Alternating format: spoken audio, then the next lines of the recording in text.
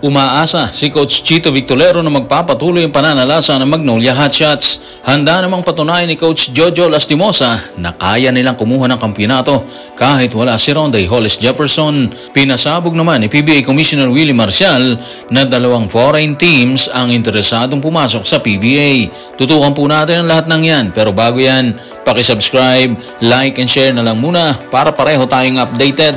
Sa nakaraang 2023-2024 Commissioner's Cup kung saan kasama sa hanay si Tyler Bay na natiling walang talo Magnolia Hotshots matapos makauna ng 2 panalo, at dahil may 2 na muli silang panalo sa All-Filipino Conference, tila umaasa si Coach Chito na magawa nilang muli ang nasabing pananalasa.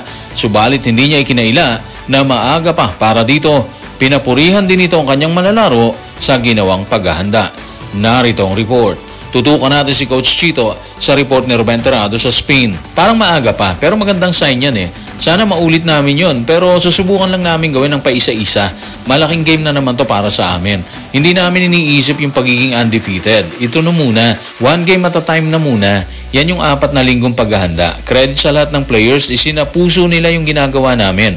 Kung ano yung system namin ngayon, nini-improve namin ng konti at build lang namin yung strength ng defense namin. Medyo maaga pa. Actually, maganda ulit ang ratsyada ng Magnolia Hotshots ngayong All-Filipino Conference. Pero para sa kanya, kay Coach Chito, hindi po pwedeng pakakampante. Alam niya kasi na isang pagkakamali nila dito, guguho ulit ang pundasyon na itinayo nila sa ilang linggong preparation ng kanyang grupo. So, isa-isa yung magiging atake nila. Ayaw niyang isipin muna yung susunod na bakbakan. In short, ayaw niyang magbilang ng sisew hanggang hindi pa napipisa, di ba? Tama lang yun, kasi matitigas din ang mga kupunan na nakaharang sa kanila dito. Andyan yung Meralco na defending champion. Andyan ang SMB na pinangungunahan ni Junmar Fajardo. And of course, yung TNT Tropang Giga, naghahangad sila na maka-Grand Slam, di ba? Hindi rin pwedeng magpaiwan ng runner-up ng TNT Tropang Giga na Barangay Ginebra. Kapag pumuto kasi mga player nito, automatic kakasa din yung crowd. Ibig sabihin, mabigat talaga ang dadaanan ng grupo ni Coach Chito ngayong All-Filipino Conference. Dito kasi nilalabas ng lahat ng player ang kakayahan nila na hindi nila nailabas sa 2 conference, yung Commissioners and of course yung Governor's Cup. Wala kasing import to eh, kaya pagkakataon nilang kuminang dito. So base kay Coach Chito, determinado silang makapwesto ng maganda ngayong conference ha. And siguro kung siswertehin sila, makapasok sa finals. Yun ang goal. Kung tila determinado si Coach Chito Victorero na makapasok sa inaasam ng lahat na kampeonato, tila gusto namang patunayan ni Coach Jolas na kaya nilang manalo ng championship kahit walang RHJ. Matatandaang nakakuha ng magkakasunod na kampeonato ang grupo ng TNT habang kasama si Ronday Hollis Jefferson, at ngayong All-Filipino, desidido silang patunayan na kakayanin nilang muli kahit walang import. Narito ang report. Tutukan natin si Coach Jolas sa report ni Ruben Terrado sa Spain. Palaging papunta sa mahirap, at gusto kong sabihin ngayon, since andito tayo, sinasabi ng mga tao na nanalo lang tayo ng kampeonato dahil kay RSJ. Oo, totoo yun. Pero dapat matigil na yung mga ganitong usapan. Yan yung bagay na kailangan nating patunayan. At isang bagay ito na kailangan nila magsama-sama at mag-usap tungkol dito na, uy, kailangan nating ipakita na kaya nating manalo nang wala si Ronday. At ito ang pinakamalaking pagkakataon para ipakita nila yon. So yun na nga yung usap-usapan. Nakakuha lang sila ng kampeonato dahil kay RSJ. Yan yung sinasabi ng karamihang observer, di ba? Base kasi sa kanilang obserbasyon, si Ronday talaga yung nagdadala. Kaya nakakuha sila ng championship. Wala na rin silang makukuha kung wala si RSJ. Yun yung sinasabi nila ha. Kaya para kay Coach Jolas, ito na talaga yung tamang oras para patunayan ang kanyang grupo. Lalo na yung mga player na matinding kumamada sa nakaraang conference, nakakayanin nilang umangat muli at kumuha ng championship sa All-Filipino Conference. Ang totoo, ang laki ng pressure talaga sa grupo ng TNT Tropang 5G ngayon. Unang-una, yung sinasabi ni Coach Jolas na kaya nila. Pangalawa, yung pressure ng Grand Slam. Gusto kasi nila idomina ang All-Filipino katulad ng ginawa nila sa Commissioners and of course sa Governor's Cup.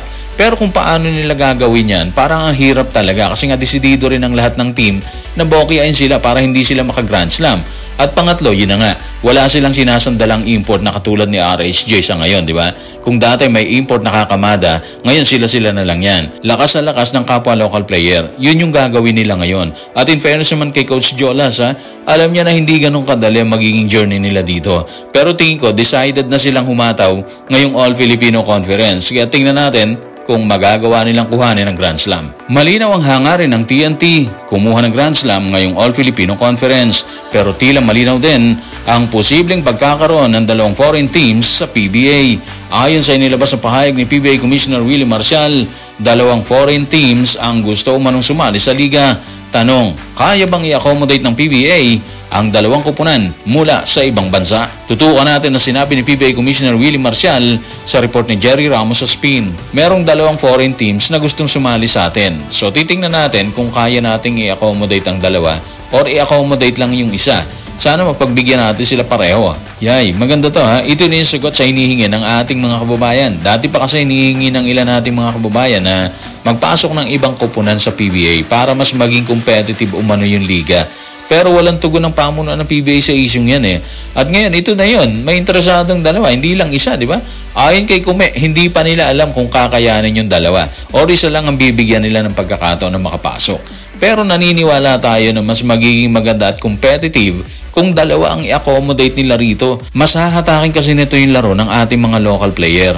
Mas magiging mabilis ang laro. Sa ngayon, walang binabanggit si Commissioner Willie kung anong bansa yung interesado, di ba? Pero naniniwala tayo na magdadagdag talaga ito na excitement sa fans sakaling aprubahan nila ang dalawang team. Tapos may posibilidad rin na mawala na yung issue ng farm team, di ba? Base kasi sa report, may interesado na sa Terra Firma bagamat hindi pa nagkakasundo sa bentahan. Anyway, patuloy tayong magmamacheck tungkol dito ha. Magandang indikasyon kasi ito na papaangat ulit ang PBA katulad ng mga nakaraang dekada. Sana mangyari na makapasok ang dalawang teams. So guys, maraming salamat.